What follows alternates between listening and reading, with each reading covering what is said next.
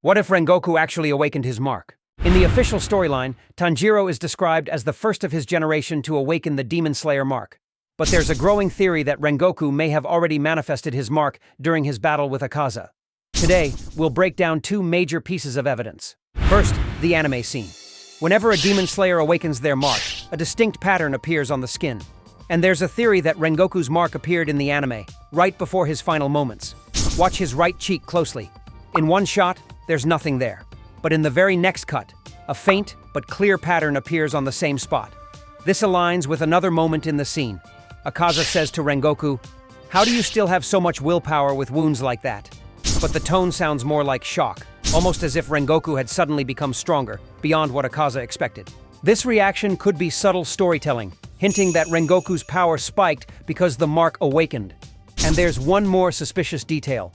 After the battle, when Tanjiro visits the Rengoku household, there's a quiet scene where he walks away and mutters, "I feel feverish. Did I catch a cold?"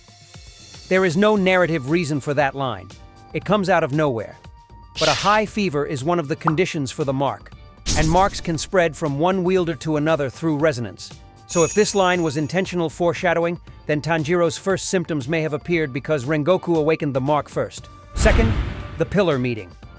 There's another clue hidden in the Hashira meeting scene.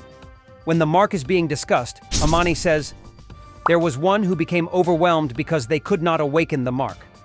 Many believe this refers to the first flame Hashira.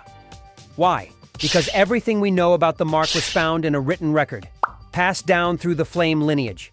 If the first flame Hashira had awakened the mark, they would have died shortly after like the others, and they wouldn't have lived long enough to write that record. This theory is strengthened by another detail. In flashbacks showing ancient mark users, a flame Hashira never appears. So why couldn't the flame Hashira awaken it? Because for flame-breathing users, the activation conditions were likely different.